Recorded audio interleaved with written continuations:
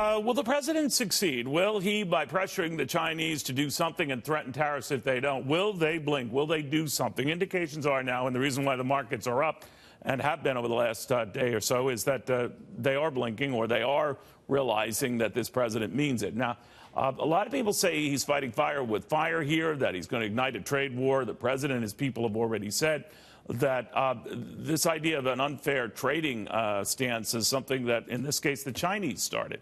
For example, they slap a 25% tariff on American cars sold there. Our tax for foreign cars sold here, about 2.5%. So that's not fair. That's not right. And the president is saying that's what's being ignored. Much of the media, the global automaker CEO, John Bozzella, who thinks that the president's onto something here, but he could risk making the situation potentially worse. So you're looking at this, John. We were briefly talking during the break.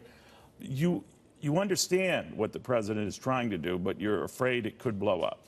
Yes, I think there are real issues here. But let's start with the notion that we have a very mature car market in the United States.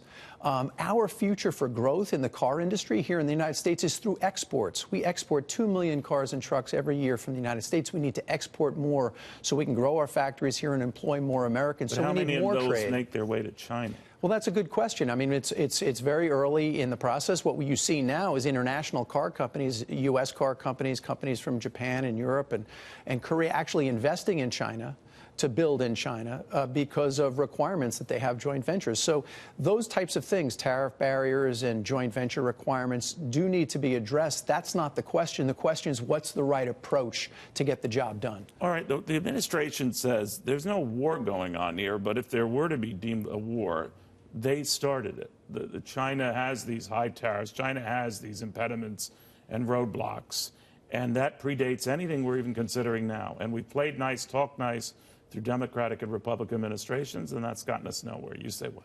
Yeah, so from the American consumer's perspective and the American car producer's perspective, it kind of doesn't matter who started the war. If the result of that trade war is retaliation, in other words, we have fewer opportunities to export cars and trucks around the world, or our global supply chains are reduced and the cost of producing in the United States goes up, that doesn't help anyone. So I think the right approach, again, is engagement. And I'm encouraged to see that Secretary Mnuchin and Ambassador Lighthizer are engaged with them, right? I mean, isn't the argument as well that, look, we've made no inroads there. Our trade gap with the Chinese gets worse and worse and worse. And right now, depending on the numbers you use, it's anywhere from $375 to $500 billion a year. And that dwarfs any rational gap. Yeah, so that, I'm not sure you're going to find me supporting the notion of trade deficits as a measure for whether we have the right trading relationships. The fact of the matter is we need to have export opportunities to China and to countries all around the world. And the way to make sure we have those opportunities is through dealing with a focused approach that says, here's the problem, let's resolve that problem. So if there's a tariff issue, and by the way, they do have a 25% tariff in China, we have 2.5% on cars, we have 25% on trucks, by the way, here in the United States.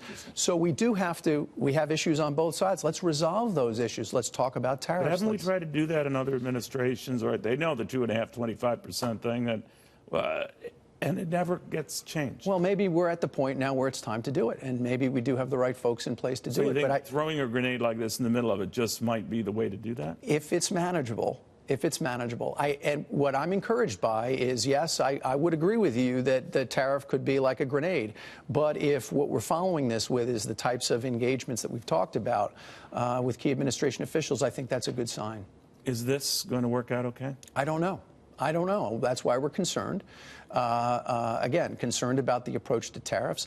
Look, on the steel tariffs and the aluminum tariffs, we were very concerned, but what we've seen is a recognition that our allies had some arguments to be made, and there's clearly a negotiation through a series of exemptions of those other countries that has recognized that, hey, look, if we don't do this right, we're going to invite retaliation, raise prices on consumers and manufacturers here in the United States. Not the right approach. John Bozzella, thank you very, very much.